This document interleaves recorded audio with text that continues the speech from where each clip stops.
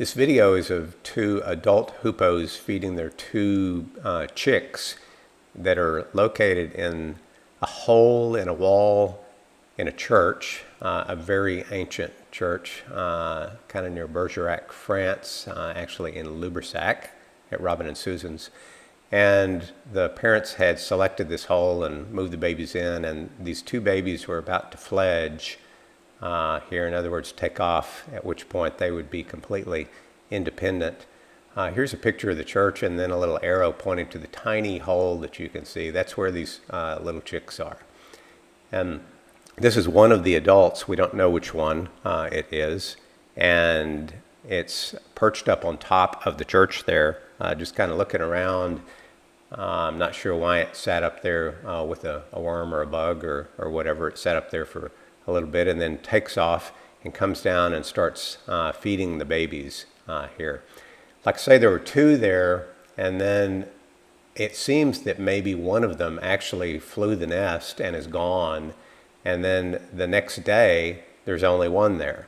So that most of the video here is of one or both of the parents feeding this one chick that's remaining.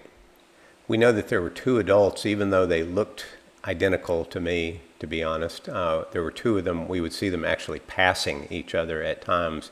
One would feed a chick and take off, and here comes the next one right in, literally two ships passing in the night there.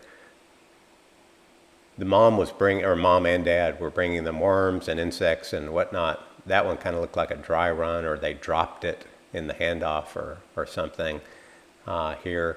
I'm going to show these feeding segments here again in slow motion so that we can see the intricate feather patterns and see some of the details of the handoff. Here you'll see that the adult hoopoe, when it lands there, generally has its feathers up. That seems to be a common trait that they show even when they're landing on the ground in the grass or whatever here. So here comes a handoff, and it's really just about 1 second long that the parent is there and stuffs it in the baby's mouth and takes off again. There's no hanging around or chit-chat going on there apparently. I may have mentioned that these are commonly called Hoopoes in the UK and France, I think. And so I'm actually not sure if the more common pronunciation is Hoopoe or Hoopoo, but they seem to be spelled Hoopoe in the literature.